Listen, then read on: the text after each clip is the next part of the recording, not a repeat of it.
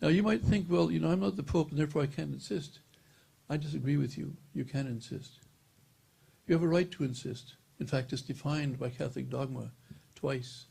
In the year 1274, you find the definition of the Second Council of Lateran, which says that in things pertaining to ecclesiastical jurisdiction, every Catholic person has a right to appeal to the Pope.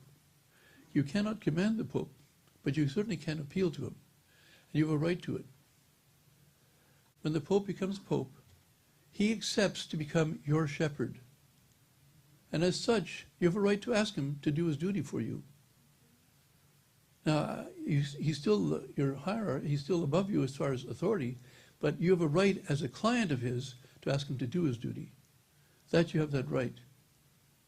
But no one does that because they excuse themselves, I believe, with this false humility or this false I can't do anything. And that is what needs to be done, is for the people to respectfully understand their right before God and before the Church and before the Pope to ask him to do his duty. And I said before, I'll say it again, and I'll say it in very plain terms. The Germans were obedient to their officers and Hitler when they went out and did some terrible things. You don't have to be obedient, as St. Maximilian Kolbe says. That the minute that a bishop enters into error, even in the slightest, you no longer have to obey that. Yeah. So obedience is not just some, and I'm going to do this, by the way, this is coming up. Here's a little preview. It just came to me yesterday that they've weaponized the word obedience and they've made it something that it is not. And we are not indentured servants. We are not slaves.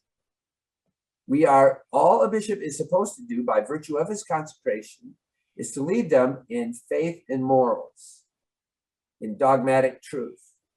Not say, I have to wear a rainbow stole, or right? That is not what obedience is. Obedience means you're doing something in line with the Church's teaching, and that's what you obey. So, well, and I just want to interject because I'm glad you brought that up, because I know some of the comments that were floating around out there when all this was just really getting rolling with you was, well, he just needs to be obedient. He do exactly and everything that his bishop says, regardless of what kind of moronic attitude is that? What kind of not thinking with your own brain is that? Right. Almighty God does not want us to be a bunch of robots.